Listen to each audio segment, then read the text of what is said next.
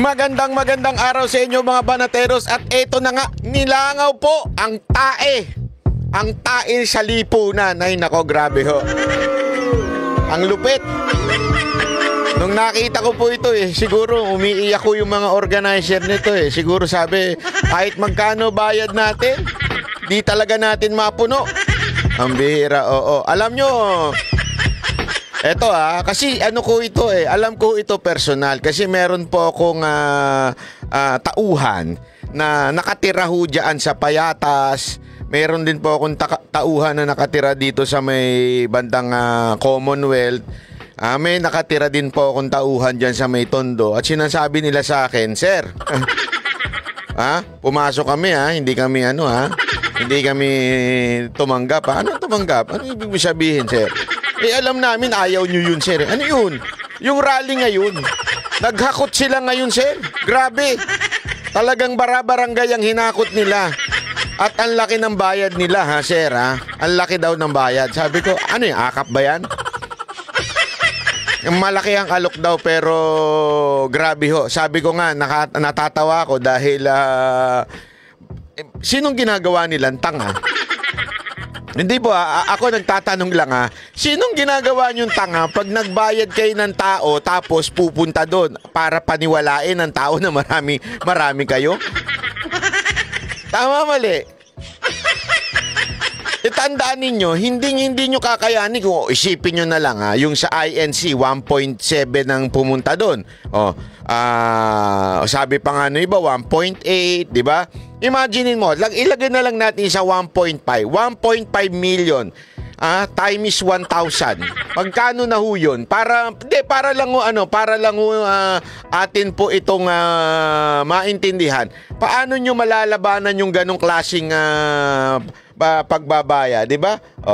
Hindi nyo kakayanin Ito. 1 million. Chotomate. Ayan. 1 million. 1, 2, 3. Times 1,000. Times 1,000. Ayan. Naku po. Ano to? Ilan na to? 1, 2. Naku. 1 naku. Tama. 1 billion. Gagastos kayo para sa isang rally. Hindi nyo kakayanin ang ginawa ng iglesia.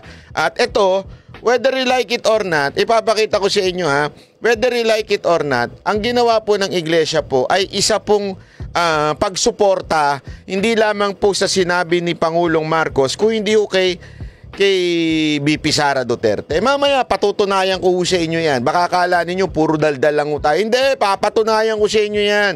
Pero pakita muna natin ang nilangaw na rally dyan sa EDSA. Ayan po, ayan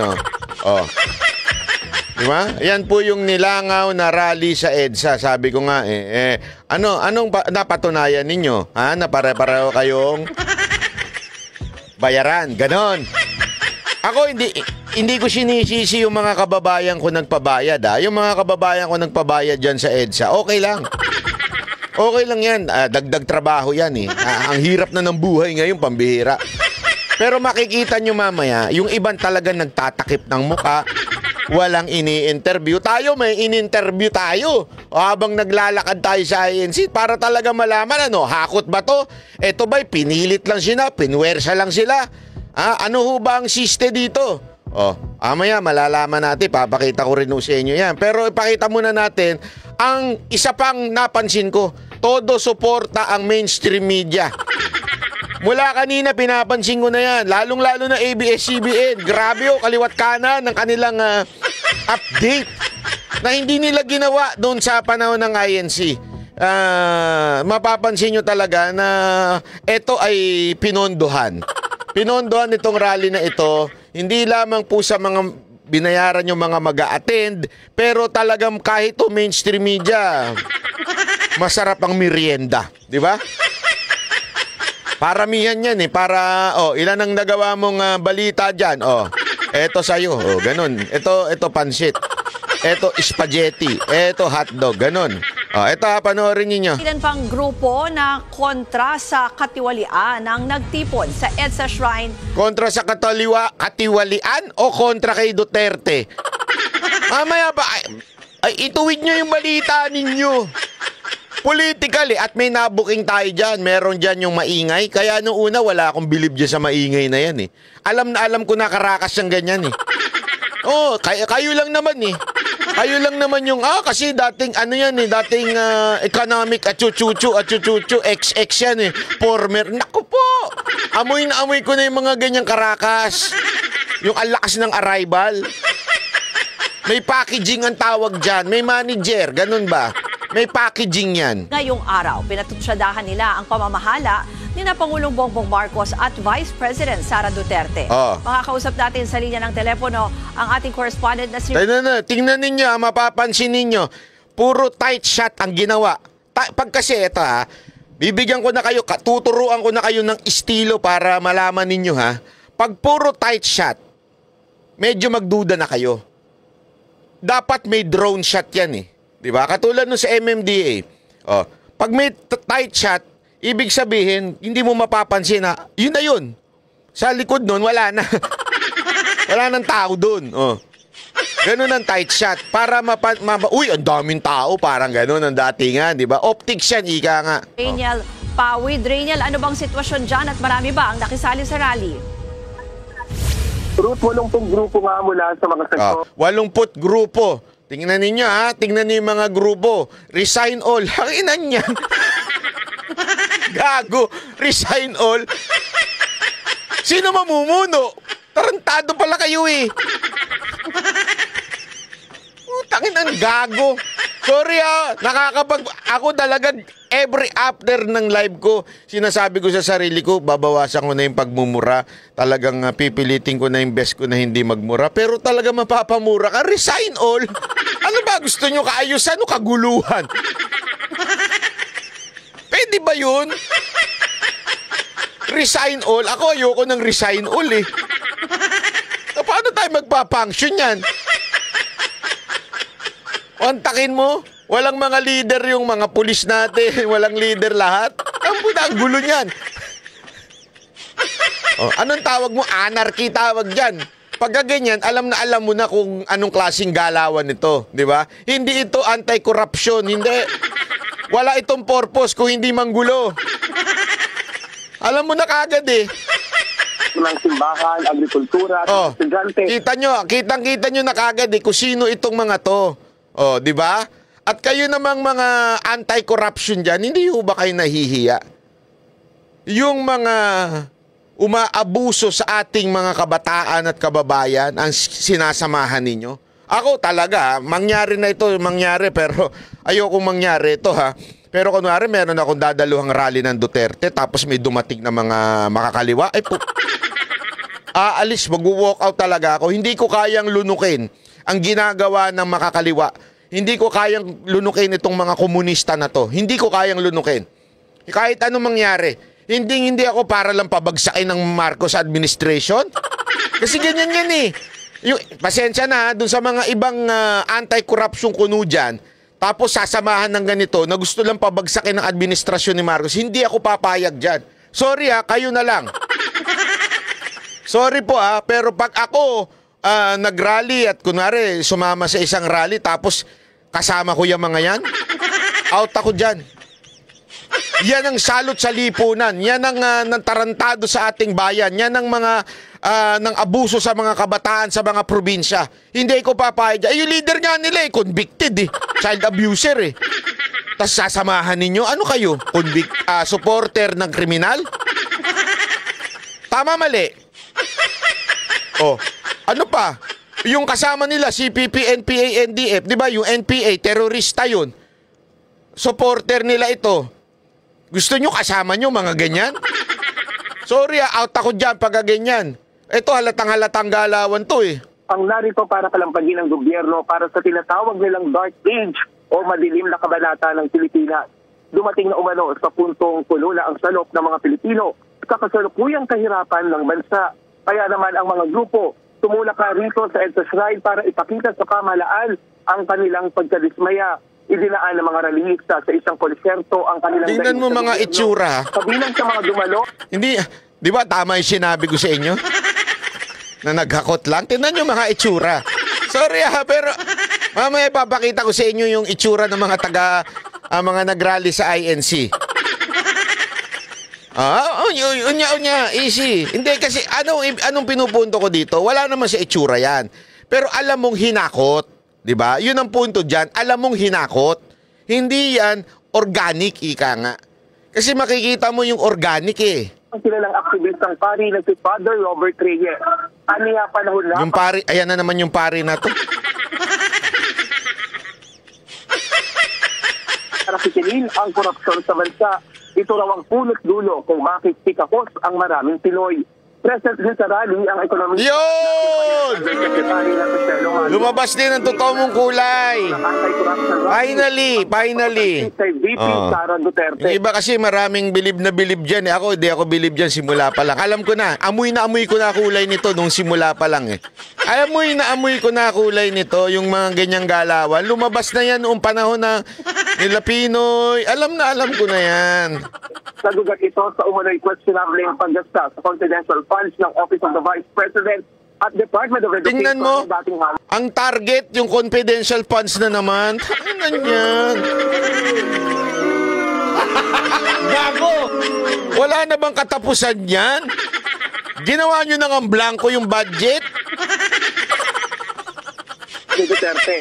Sinalakay rin sa pagtitipon ang lumalala umanong kaso ng political dynasty sa bansa, paglustay ng buwis at mga uri ng ayudang nagkukubli bilang suhol ng mga politiko. Puro tight chat, paulit-ulit pa, nakaloop lang.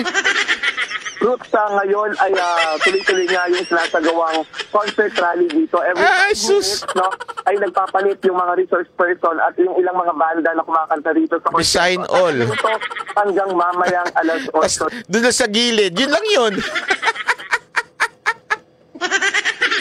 Nasa gilid lang. Anak kayo ng weteng. Mas marami pa yung sasakyan eh. Yan po ang express report ni Rainy. Puro tight shot to. Pati police, tinight shot. Hayop yan. Wala talaga kayong katuturan. Hindi, para naman sabihin ninyo, ayan yan. Kita nyo naman, nandun lang sa mga organizer lang. Kasi naman ang dami nyong nalalaman Una, corruption daw kayo. Hindi kasi yan ang una nilang packaging. Anti-corruption. Pero lumabas ang totoong kulay ninyo na hindi ito anti-corruption. Ito'y anti-Duterte. Anti-BP Sara Duterte. Huwag na tayo maglukuhan. Di ba? Anti-corruption pa kayo. Banat Bay, ipakita mo nga yung sa INC para malaman natin kung ano ba yung talagang tunay na marami. Ayan, Ito, kita nyo naman ang pagkiling ng Philippine Star. Yung umaga, 700,000 lang daw. Yan daw ang 700,000. Ito pa, yan daw 700,000. Di ba? Ito pa, ayan. Drone shot yan, Talagang malayo na yan. Para makuha na mo ng ganyan, tas ganyan na, hindi mo na makita. Nandun ako, ayun ako, ayun, nasa gilid ako, kita nyo. Ang makakita sa akin, may 1 milyon. Ang makakita sa akin dyan, yung 1 milyon. Pagka nakita nyo ako, i-edit nyo ako dyan. Anyway, ito. Baka kasi baka sabihin nyo, Banat Bay, yan, edited yan. Video yan Ay, picture lang yan ito, pakita natin ang video. Ayan. Ito, ipapakita lang natin yung, ayan. Ito pa lang, chotomate. Ay, ito. Ay, yan. Bahagi ng Quirino Grants. Ayan, Tapatan mo na. Ito pa yung sa iba't ibang bahagi ng mundo. Naintindihan? Alam mo, mga kababayan, nung nagsasalita itong ministro na lang to, alam biro, kinikilabutan. Grabe yung tao, talagang, hindi yung, alam mo yung, pag nagsalita siya, grabe, Alam mo yung para kang nasa, yung parang, ang laki-laki na nasa Coliseum ka na para pag sumigaw, ganun Brad Oo, walang biro. Kakatuwa Kasi, alam mo, naka-attend ako ng iba't ibang klase ng rally. Pero, ito ang isa sa pinakamarami. Ito yung parang katulad nung huling rally ni Pangulong Duterte nung sa Luneta. Ito yung ganito kadami. Sana marinig yan ng isang abogado. Oh. Yeah, ganyan. Baka, sandali. Chotomate. Ito pa, papakita ko sa inyo. Iba pa. Mga ano naman, mga taga Bacolod, yan, Bacolod, papakita natin. Ayan, pinakita yan. Hindi yan, ayan, yan. Yung Bacolod pa lang nila, parang yun na yung EDSA, di ba? Di ba? Ipapakita pa natin. Ito pa, mga Bicolano naman, baka akala nyo, mga Bicolano, puro mga Elenian. Hindi, marami din mga Bicolanong talaga namang todo suporta rin. Yan pa lang yung bilang nila si EDSA. Bicol pa lang yan, ha? At walang kadaya-daya. Drone shot, video. Di ba? Ayan, kita mo talaga. Lahat. Wala, hindi tina-tight shot. Di ba? Yan, walang tight shot dyan, mga kababayan. Kung ano yung nasa yun na yun. Di ba? Isang side lang pala yun. Dito pa pala, sobrang dami pa pala. Di ba? Ang galing ng drone shot na ito. Ito pa, pakita pa natin. Ano pa? Sandali. Ito pa. Sa rally naman sa Cebu. Ayan, ito rin, di ba? Puno din, yung mga halaman lang ang wala, pero yan, dami, di ba?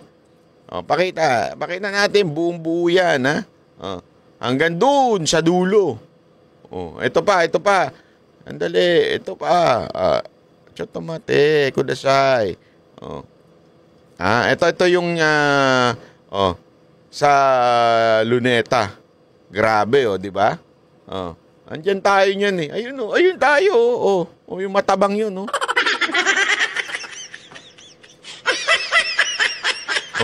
Pati pala sa Palawan, aba, grabe, ang mga taga Palawan, nagmarcha sa kapayapaan, wala, nandito pa kaya yung, grabe, dami, nationwide yan. Tapos sasabihin ninyo na ang kagustuhan ng taong bayan, i-impeach ang Pangulong Duterte. Sandali, tanggalin natin yung audio. Ayan, yan. Isabela naman, Isabela ito, ha? Kampo ito ng mga Marcos. Mga Ilocano ito. Di ba? Hindi, iba. Iligan ba yun? Nakasulat? Hindi ko alam kung saan yun. Pasensya na, hindi ako maalam sa mga kung saan-saan, Ganyan, pinakita lang natin. Baka sabihin naman ninyo, one-sided ka, Banat Bay. Hindi, Bakit ba? Napaka-importanting maunawaan natin ito. Kasi, marami dyan, nagpapakalat na, di ba, sinasabi nila? Majority. May pa-survey pa sila. Majority. Gustong impeach si BP Sara Duterte. Doon nga sa EDSA, nagbayad na kayo, Doon nga sa EDSA, naghakot na kayo, Doon nga sa EDSA, grabe ang ginawa ninyong panlilin lang sa tao na hindi, anti-corruption lang ito, kaya salin na lahat ng di ba? Ano nangyari? Ito pa, may papakita pa ako sa inyo. Ito. Ayan, interview ng mga ng mga banateros. Ipapakita ko sa inyo. Ito, si Judea, papakita natin yan para malaman ninyo, baka naman mga pumunta dyan, walang mga alam. Hindi nila alam ang nangyayari, yung mga nagpunta dyan. Hindi, kami mismo. Hindi kami nag-coordinate with INC, hindi kami nagpunta lang kami dyan bilang mga banateros at SMNI Anchor. Tingnan nyo, yan, kusang loob lang yan. Sabihin, walang nagsabi, dito kayo pumunta, mag-interview kayo dito. Walang ganun. Kung sino lang ang matripan namin, i-interview namin. Tingnan nyo mamaya yung matitripan ko interviewin. Pasok. Ni Cristo, anong lokal ka, kuya? Lokal po ng Guadalupe po. Lokal ng Guadalupe. Ano pangalan mo, kuya? Daniel Tolentino po. Daniel Tolentino. So ngayon, nandito tayo for peace rally, no? Peace rally. So ibig sabihin, pag nananawagan tayo ng peace rally, may nangyayaring gulo. May problema na nangyayari kasi nananawagan tayo. Sa tingin mo, sino ang nagbibigay ng problema sa Pilipinas? I think Sa sarili ko pong opinion, gobyerno din politics din. Okay, politics. So, nandito tayo para hindi mamulitika, pero ito yung base lamang sa mga kaganapan na nangyayari sa ating bansa. So, sabi mo, sa gobyerno, nagpapagulo sa ating bansa. Now, ano ang ine-expect ni Kuya bilang isang Iglesia ni Cristo at nandito sa ginaganap na peace rally? Ano ang ine-expect mo after nitong rally na to? Anong gusto mong mangyari after nangyari nito? Kapayapaan po sa bawat isa. Kapayapaan. Sa bawat Pilipino po. Ano po ba ang dahilan nitong rally? Ay, grabe naman to si Banat Bay.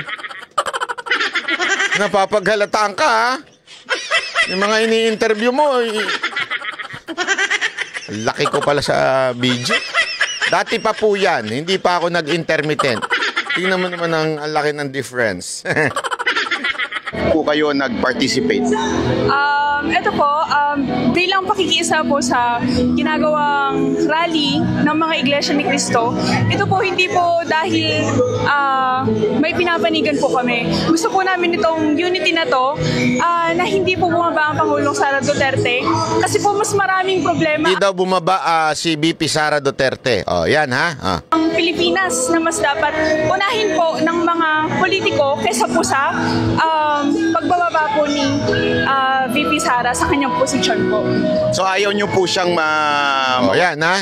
Inulit ko pa, ayaw mo po ba siyang bumaba? Wala sa Vice President o ayaw nyo siya ma-impeach? Opo. Oh, yan ha? Nilinaw ko kasi baka mamaya sabihin nyo, hindi, nadaanan lang yun eh. Hindi, inulit ko pa, ayaw nyong bumaba si ayaw nyo ma-impeach. Ano yung sinasabi ninyo na ito, yung instead na politika ay yung kahirapan, ano yun? Ayun nga po, kagaya po ng banggit ko kanina na mas marami po yung problema na dapat unahin po ng mga politiko kesa po sa mga ganong bagay po na kailangan pong may bumabasa. Kasi po, kumbaga, mawawala po yung kaisahan kapag po ganon na ang ginawa po nila. Ano po ba mga problema sa tingin ninyo nangyayari ngayon sa gobyerno o sa Pilipinas? Ano po, kahirapan po, mas marami po ang poverty ngayon na mas dapat pong unahin at saka po yung kailangan po unahin yung ekonomiya ng bansa po kaysa po sa mga gantong mga matter na hindi naman po, kumbaga parang dapat pagtalunan pa. Sir, bakit po kayo nandito sa di ba? Alam na alam mo nila yung kanilang sagot. At saka makikita mo yung mga taong pumupunta, alam mong hindi hinakot. Doon sa kabila alam mong pare, mamaya na ikaw uminom. Mamaya ka na uminom. Punta muna tayo doon. Akong bahala sa pang-inom mo, tsaka pulutan mo. Punta muna tayo doon sa EDSA. Ganun ba? Meron bang pampulutan yan? Tsaka pang-inom mamayang gabi? O Friday pa naman ngayon? O punta tayo. Halika, walang problema. Pwede ko ba isama yung mga barkada ko para marami kaming pulutan at tsaka meron uupo sa tabi namin? O, di ba? Mga ganyan Gago! Mga ganun na nagpunta dun sa nilangaw sa EDSA. O dito, alam mo talagang merong pinupunto, meron talagang purpose, ika nga. Si rally. Para makaisa sa pamamahala. Para magkaisa. Magkaisa. Bakit ano po ba sa tingin nyo nangyayari ngayon sa gobyerno natin? May kanya-kanya na silang agenda Tapos dito sa placard mo, mamamayan ang unahin, wag sarili. Bakit naniniwala ka ba na ang ating mga nasa government ay inuuna ang sarili? Halata naman po kasi malaki ng korupsyon. Magandang hapon sa iyo. Ano po? Kita nyo naman. Ito, kumpare mo ba yan? Ba't mo inakba yan? Anong klaseng pag-i-interview ito? Kumpare mo ba yan? Akbaya ka ng akbay. Sana inakbayan ko yung kanina. Alam ni Kuya? Kapatid na Lito de Guzman, Angelito de Guzman. Kapatid na Angelito de Guzman. Ano pong lokal? Lokal na Nyugan hanggat Bulacan. Nyugan, Agat, Bulacan. Okay. So, bakit po tayo nandito sa Luneta ngayon? Pakikipagkaisa namin sa Iglesia ni Cristo. Iglesia ni Cristo. Opo. Ito pong nababasa natin ng mga placard, no? Ito po ay panawagan ng pagkakaisa at kapayapaan. Sa tingin niyo po, may nangyayaring kaguluhan sa bansa? Meron nang nangyayari, palagay ko. Dahil unang-una, ang kailangan kasi kapayapaan. Kapayapaan ang kailangan namin. Yan. So, kapayapaan talaga ang kanilang pinupunto, mga kababayan. Alam mo nila ang dahilan kung bakit sila naandun. Ito magkinagandahan dito. Yung sa Iglesia ni Cristo, kapayapaan. Kaayusan ng bayan. Doon sa EDSA, ano gusto? Gulo. Bakit gulo? May pambihila. All resign. Resign all pala, sorry. Resign all. Diba? Ang linaw eh. Dito, kapayapaan. Doon sa kabila, resign all. Gulo. Ang bihirang buhay to. Oh. Mambihira ho talaga, kaya mabibuisit ka na lang eh. Mabibuisit ka talaga, nanililin lang nitong mga makakaliwa. Ano ito eh, katarantaduhan to ng mga makakaliwa eh. Kunwari, sasakyan nila yung issue ng korupsyon. Kunwari, sasakyan nila yung issue ng kahirapan. O, mahal ng bilihin. O, ganito. O, ganyan. Pero ano talaga ang pinaka-main purpose nila? Resign all. Di ba? Anong klaseng galawan yun? Komunista. Alam mo na yung ganong klaseng galawan. Di ba? Gusto nila, palitan na gobyerno, sila na mamulo. Kasi nga, resign all eh. Gago! No wonder, kasi yan naman talaga ang pinangaral nung kanilang nagtatagong boss doon sa ibang bansa eh. Diba? Sa Netherlands. Tama, nasa Netherlands. Oo nga. Yung kanilang boss, ganyan ang pinapangaral niyan eh. Diba? Magkaroon ng sabi nga ni Ka Eric, narinig ko sa kanya, Marxist, Leninist, mga ganyan-ganyan nila. Yan ang gusto nilang mangyari sa Pilipinas. Hindi ako, mga kababayan, gusto nyo bang katulad tayo ng North Korea? Okay? Ganun ang dati niya na gustong mangyari nito mga ito eh. Oh. Kaya nga, dito makikita mo na tinatarantado tayo. Oh, bakit? Iba purpose eh. Hindi naman yung korupsyon eh. Maintindihan ko pa kasi. Maintindihan ko kung talagang kayo ay for corruption. I understand. Bakit? There is really this is the worst and the most corrupt government. Maintindihan ko. Pero yung haluan yun, resign all, haluan yun ng kung ano-ano. Bakit hindi ninyo kaya, yung mga organizer, lalo ka na yung former official na nandyan, bakit hindi nyo kayang mag-organize ng talagang anti-corruption lang? Anti-corruption. Walang taong, pinababagsak. O, kung gusto man yung talagang korupsyon. Alam naman natin eh. Ang punot dulo nito supposedly budget eh. Diba? Same people na nag-organisa niyan, yung nagrarally dyan, yung isang ngiwi dyan, yung isang mga politiko na nandyan, same people na pumirma ng blanco. O anong katarantaduhan yun? Nag-ingay ba kayo? Hindi, ito, tanungin ko kayo, kay mga putang ina ninyong mga makakaliwa dyang kongresista. Nag-ingay ba kayo na may blanco dyan? Hindi. Inantay nyo si Duterte at sila Atty. Vic at sila Ungab na magsalita. Bakit kanyo? Oh, sabi ni Raul Manuel, nakita niyo rin niya yung blanco. Ba't di ka nagsalita noon? Inantay mo pa sila Duterte. Tama, mali. Bakit? Kasi nga, nung nakita ninyong sandali, it will work for us. O di, sakyan natin. Doon pa lang makikita ng hypocrisy sa grupo ninyo. Napaka-hipokrito ng grupo ninyo para sabihin na, hindi, antayin nyo kami. Kung hindi pa nga nila pinunay, hindi na nga kayo nagsalita eh. Yung grupo ninyo. Sana, nung una pa lang, dumaan sa inyo yan eh.